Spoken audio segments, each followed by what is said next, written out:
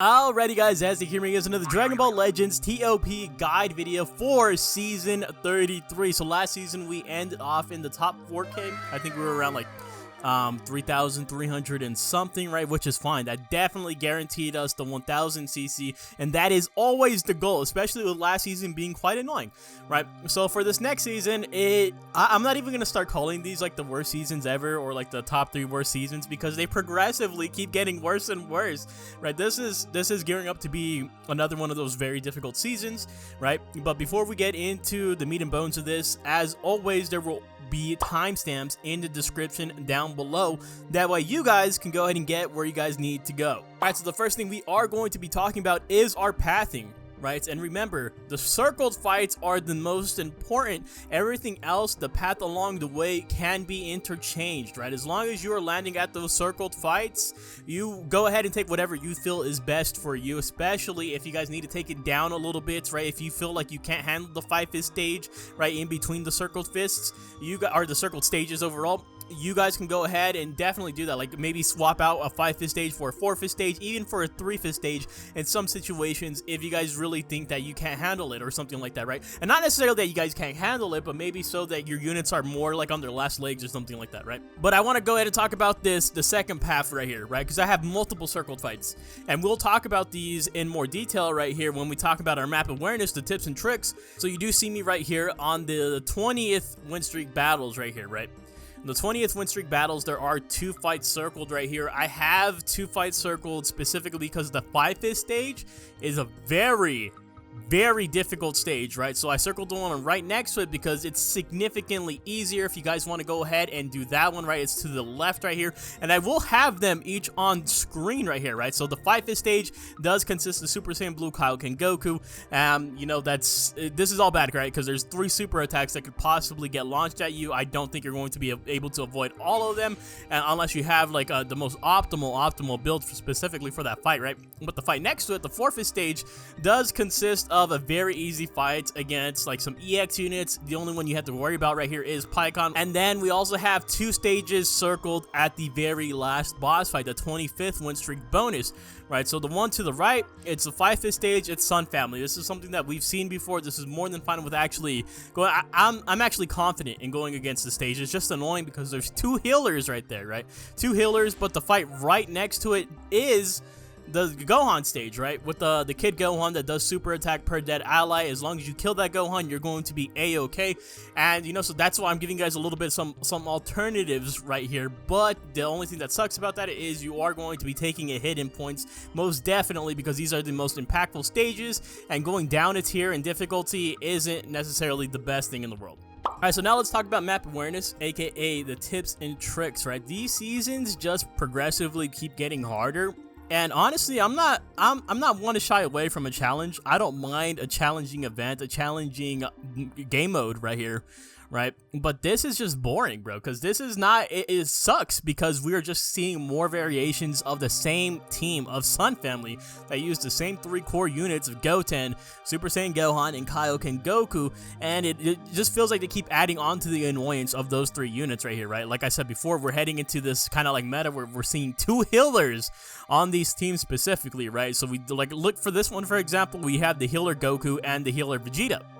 And then again, you also see this team a lot right here. One of these secondary healers does include Gamma 2, right? And it looks like people are taking advantage of his extremely good kit because he does have a heal that has 0 tag restrictions on it, right? And he also buffs damage inflicted for allies in range by 15%. So this team is essentially just stacked with damage, heals, and debuffs if he face off against the Android 18 setup as well, which is what we do have portrayed right here. So like this one, look at this one. This is literally 3 healers, right? So Gamma 2 is a healer, and he buffs the team, right? Or he buffs the damage inflicted for in range. 18 is a debuffer, right, and a healer. And then Angel Vegeta also heals the team, the entire team.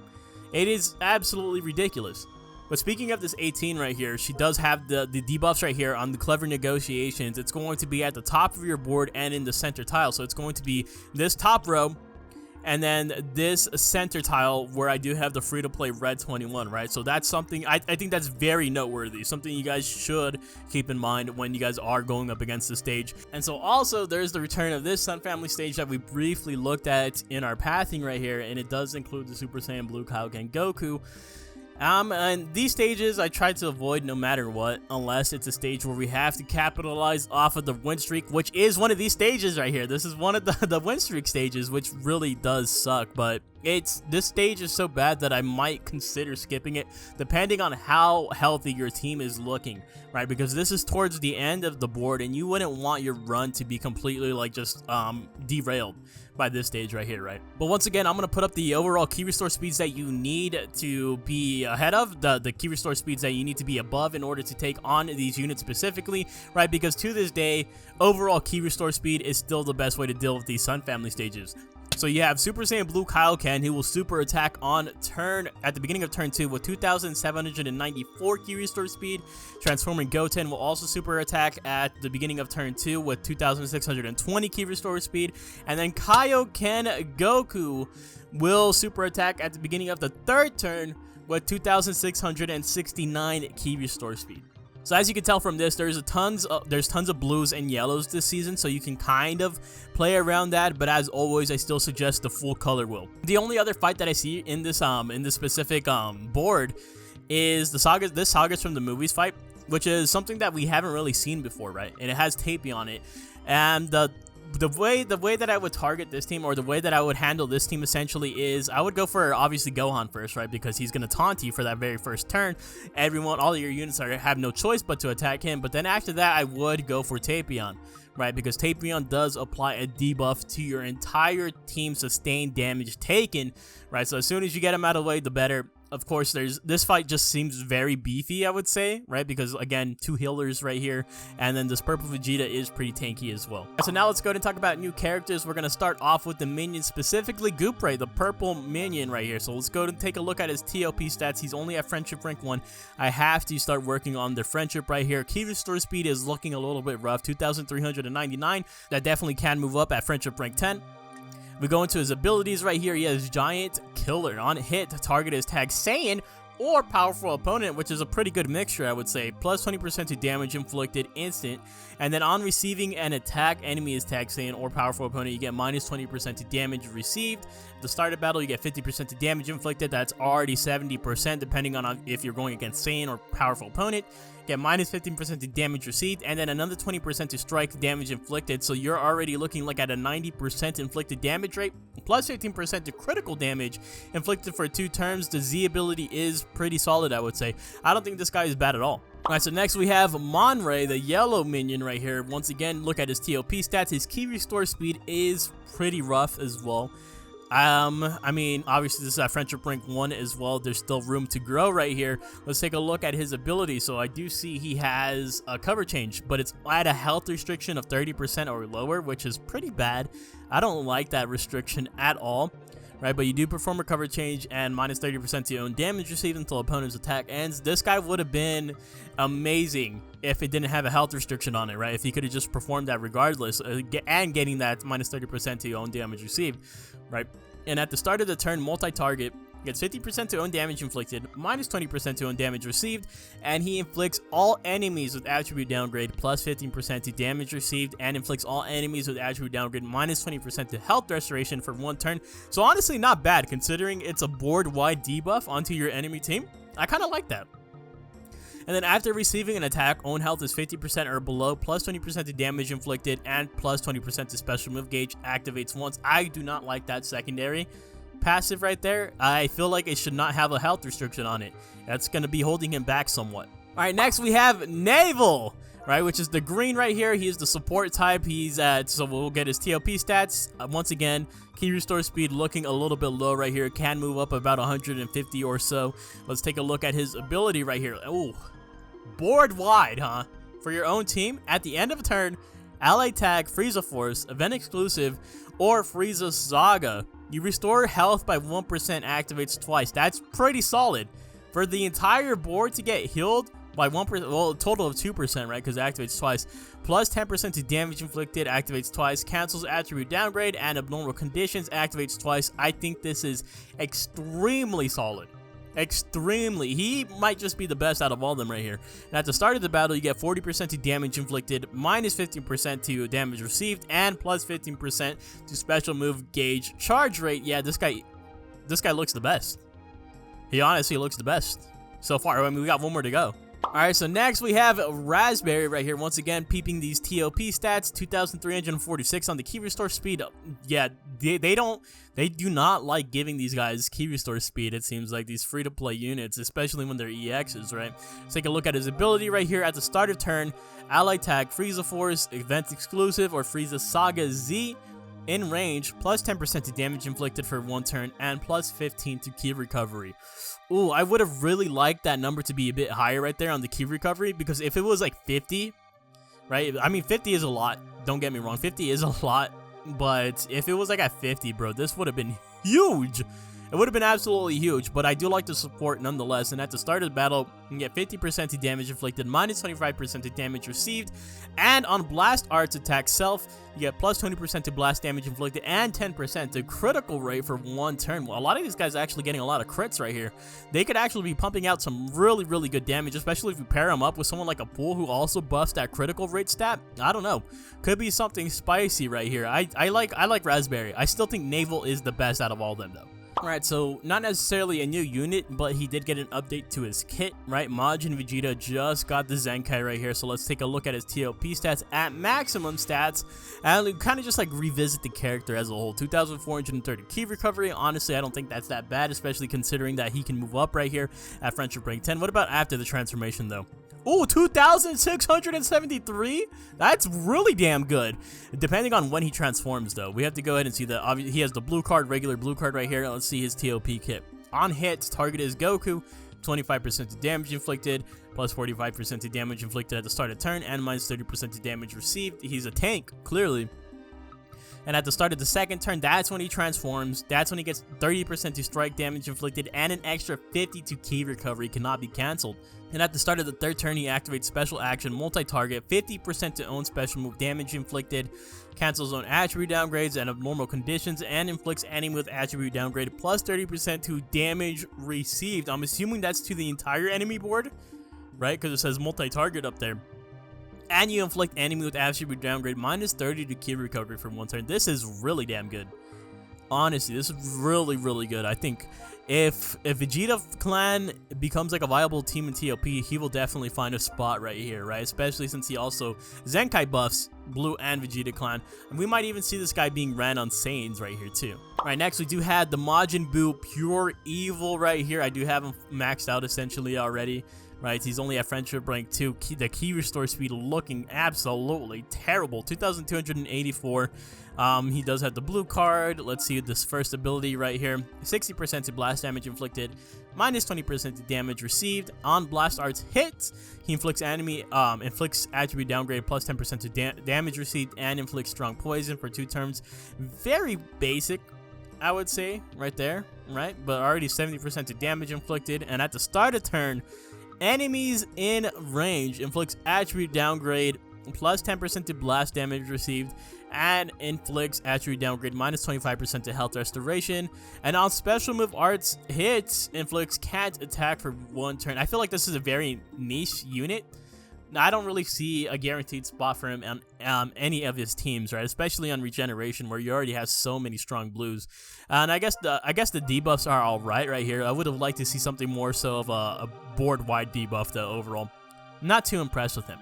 All right, so now let's talk about our teams right here. And I hope you guys don't get too upset about this, but I want to run this team for this season, right? I want to run minions, right? We just analyzed the newest minions, but I would like to see if they can actually perform. All I need from them is the 1000 CC, right? I just want to guarantee that 1000 CC. I don't care about getting the high ranks or anything like that. I just am doing this purely for the CC, see if they're viable in this game mode, right? Easily the worst parts of this team is the key restore speed, right? We can go ahead and look at it right here. Everyone is kind of lacking. Literally everyone. No one on here breaks like 2,600, which is arguably pretty bad right here, right? But other than that, I truly think that we can do this. This team does have 2 healers, right? So we do got Navel, right, who has the board-wide heal, and we also have Cukon Man, the yellow Cyberman right here, who also has a board-wide heal. At the end of 3rd turn, ally tag minions, you restore health by 4%. That's literally for all the minions, so I'm getting a 6% heal every single fight right here. I think that is pretty solid right here, right? So I think Navel, Cukon Man are essential right here, and I also think that this guy is an essential, right? The Kaiwadi Man, right? Because he has this ability, right? He's your DPS unit essentially, right? You want to keep him up. He gets 30% to special move gauge at the start of turn. That's every single turn, right? So there's going to be fights. You're definitely going to have fights where you're getting 2 super attacks off in a singular, and just in a single fight, right? And that, I think that's pretty valuable. So those 3, I think, are going to be the core right here.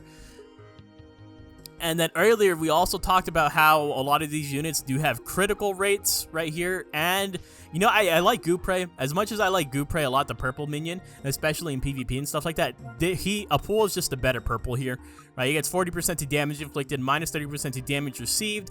But most importantly, at the end of turn, he gives all allied tag, Frieza Force, or minions 10% to damage inflicted and 10% to critical rate. This is going to pair extremely well with Monrei, who is also basically debuffing the entire enemy board, and then this guy right here who's buffing all those allies in range plus 10% to damage inflicted and giving them key recovery. You can see right here, that's their range right there, right?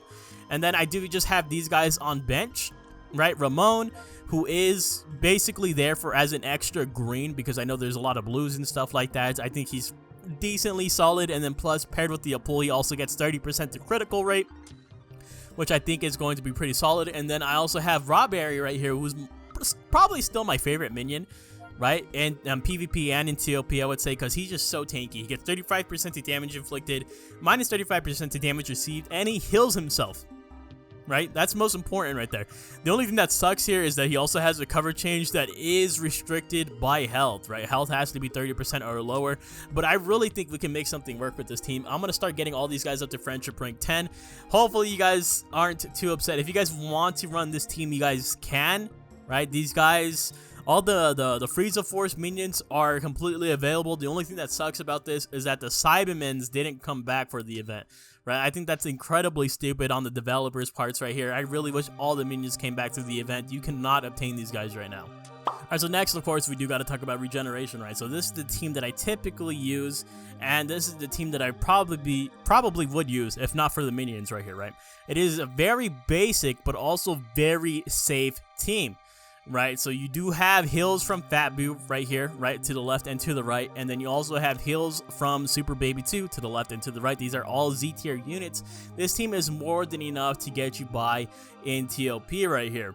Right, and I do have the team right here on the right hand side. And what you could also do is, honestly, you could probably just remove this guy, this first form cell. Even though as much as I like that first form cell, you could probably go ahead and throw on this Piccolo right here instead and try to take advantage of his ability right here, where he can potentially come in on a cover change against special move attacks right here, right? Like, for example, if I really wanted to, I could probably do something along these lines, right? Swap him in right there if I think a yellow unit's going to super attack my Janemba, and this way that Piccolo will kind of just like negate that in a way right there, right? So I think that's a very viable strategy to have him on the bench just in case, right? Another thing that I would say right here is I know a lot of people really prefer Purple 21 over Janemba, right? Me personally, I like Janemba more. I like the blue card potential more, right? You do see me using the blue card a lot with Janemba when he does negate a blast attack with his green card.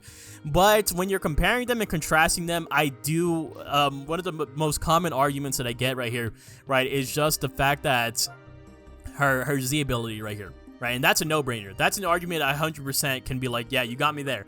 As this Z ability is 18% to tag regeneration max base health. You guys know how important max base health is to ToP and to just like the runs in general right here. While Janemba, his Z ability is kind of not the best, right? It's only 22% to base strike and blast defense. I don't think it's that bad though. Truthfully, I don't think it's that bad. I really do think they are pretty like interchangeable, but it just depends on your preference. Janemba has a higher key restore speed, while Purple 21 has an extremely low key restore speed, but some people like that, like having the purple unit at the back end of things, right, at all times.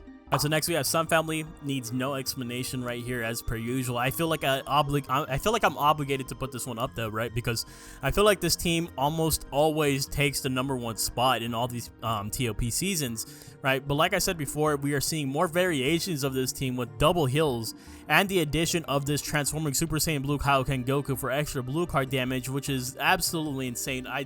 I hate that this is becoming the meta, right? Because when a team like this becomes meta, right, if a lot of people are using this team, it usually translates to us actually fighting this team on the enemy side of things within the board right here, right? This dude has an insane key restore speed, especially if you have friendship rank on him, which I do not. And then just that blue card, right, at the beginning of turn 2 right there, he just gets the 100% to special move gauge. And he not only that, but he also upgrades the special move arts, right? So it's...